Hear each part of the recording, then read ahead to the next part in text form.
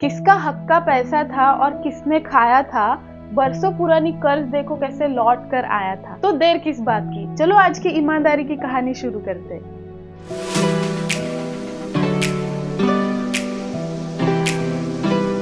एक फेरी वाला था जो रोज पास के गांव में सब्जियां बेचने के लिए जाता था।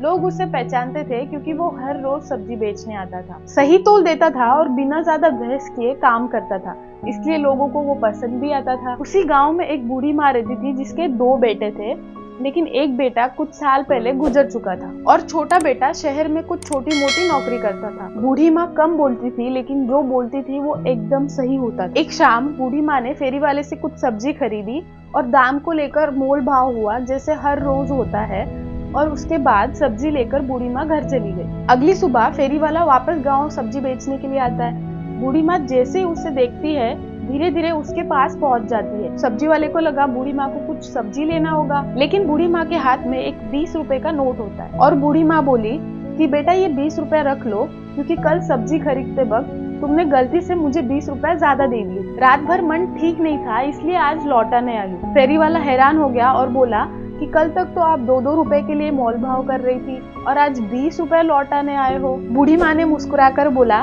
बेटा मोल भाव करना तो मेरा जन्मसिद्ध अधिकार है, लेकिन जो पैसा मेरे हक का नहीं है वो रखना गलत बात है।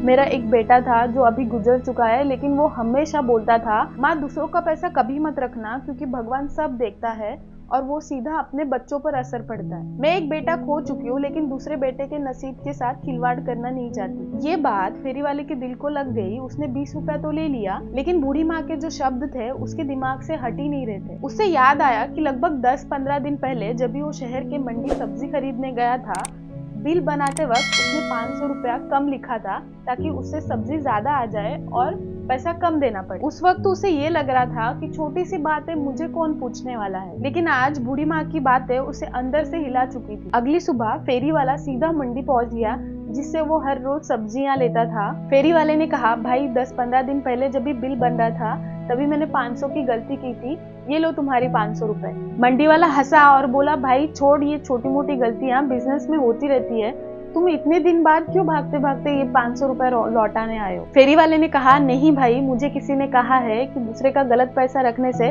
उसका असर अपने बच्चों पर आता है, इसलिए ये 500 रुपया तुम रख लो, मुझे किसी का गलत पैसा नहीं चाहिए। मंडी वाले ने पैसे तो रख लिए, लेकिन उस दिन बाद उसका मन कभी शांति नहीं रहा।